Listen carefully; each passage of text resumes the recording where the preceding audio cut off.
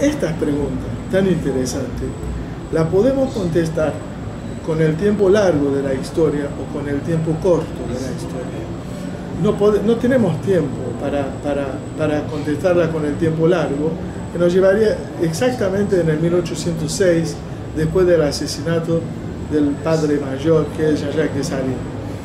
Lo hacemos entonces, vamos a contestar con el tiempo corto, que es 1986, después del fin de la dictadura de Duvalier.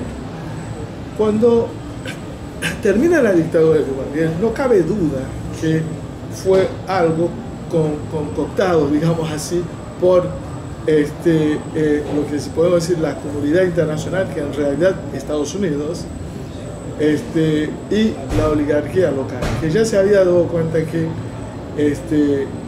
el gobierno, el régimen de Duvalier se volvía cada vez más insostenible, entonces ponía en peligro los intereses también de la oligarquía. Y esa oligarquía rápidamente, a pesar de que las Fuerzas Armadas eran no embrionarias, pero eran pocas comparado con lo que eran los Tonton Macoute, las fuerzas de Duvalier, uno no podría entender cómo logró el ejército a controlar lo que eran más de 100.000 hombres de tropa de los Macoute, y el ejército no eran 10.000 en aquella época. Entonces, es porque otras fuerzas intervinieron para, digamos así, someter lo que podían ser. Bueno, pero ¿qué pasó en esa época? La burguesía o la oligarquía, el problema que tenía era el problema fundamental de la dictadura. Ellos querían, pero no tenían problema mayor con la conducción económica que pudiera tener Duvalier. Pero el pueblo es como si encontrara una brecha como para meterse. Entonces, conjuntamente con lo que podíamos llamar las exigencias democráticas, también se interpusieron de exigencias de progreso social, exigencias de progreso económico, y eso avanzaba desde 1986. Pero no avanzaba sin una resistencia férrea de la oligarquía. Y esa resistencia se expresaba por la represión del ejército, que no existía Duvalier, pero igual la represión del ejército seguía. Se expresaba lo que podríamos llamar la culminación de ese enfrentamiento, que es el masacre. Nosotros lo llamamos de la escuela de la Ruelle Vaillant, que es una escuela, no me acuerdo el nombre de la escuela, pero fue un centro de voto el día de las elecciones del 29 de noviembre de 1987. Fue una masacre, mataron gente en todos los centros de voto. Y eso porque las fuerzas progresistas habían propuesto un frente político, y ese frente estaba muy adelante. Entonces el ejército, conjuntamente con antiguos duvalieristas, con algunos miembros de la oligarquía, mataron, y podemos decir que reventaron esas elecciones. No hubo elecciones, las elecciones fueron aplazadas del 29 de noviembre, perdón. Y como la comunidad internacional, Estados Unidos, Francia, había, digamos, manifestado un desacuerdo profundo, entre comillas, entonces rápidamente intentaron hacer algo. Se organizó. Bueno, en breve quiero decirle que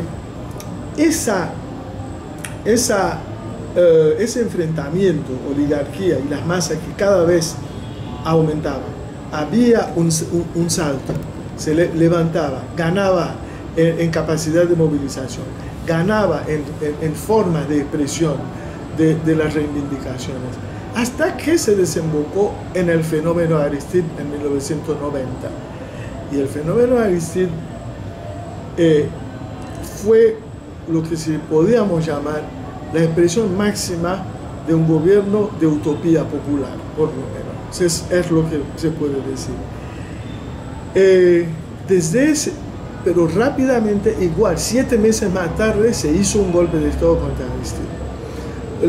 En breve, podría decirle que lo que estamos viviendo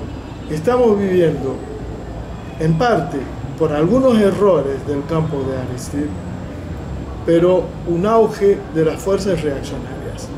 Pero no pudieron hacerlo solo. Lamentablemente tuvimos gobiernos no me acuerdo la palabra, pero no es fantoche, pero como Preval, por ejemplo, que aceptó la inmixción específicamente de Estados Unidos en las elecciones de 2010. Se impuso el señor Martelly, como yo lo defino siempre, que es un hombre con imagen popular pero sin ninguna conciencia nacional. Yo ni siquiera le pido una conciencia, digamos, burguesa, pero no tiene ninguna conciencia nacional, o la conciencia nacional de él se limita a un aspecto puramente turístico. Haití es lindo, Haití tiene lindas mujeres, y lo dice en algún discurso. Y una vez que se estableció y no tuvimos en Preval un representante que más o menos podía tener, no tanto como Aristide, pero cierta proximidad popular, no supo defender lo poco que las masas habían tenido, sin ninguna conquista social. Como se dice, como alguien dijo de Perón una vez en Argentina, el gobierno de Perón, reconozcamos o no, representó un avance popular. No fue todo lo que debía hacer. Yo repito esa frase y la transpongo directamente a Aristide. No fue todo lo que, y yo agrego, no tuvo un concepto claro de lo que es conquista social o de lo que es progreso democrático. No tuvo un concepto claro. Entonces, eso permitió, por lo menos en el aspecto discursivo, que la derecha y la oligarquía pudieran avanzar.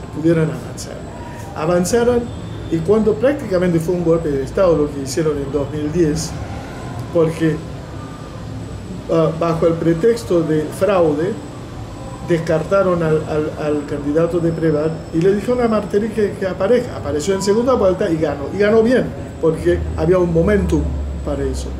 Lo que asistimos en este momento, para responder definitivamente a tu pregunta, es que el país ha hecho un retroceso desde el punto de vista democrático, porque, es decir, desde que asumió Martelly, las finanzas públicas, las fuerzas públicas, la potencia pública están al servicio de la reproducción de un poder oligárquico.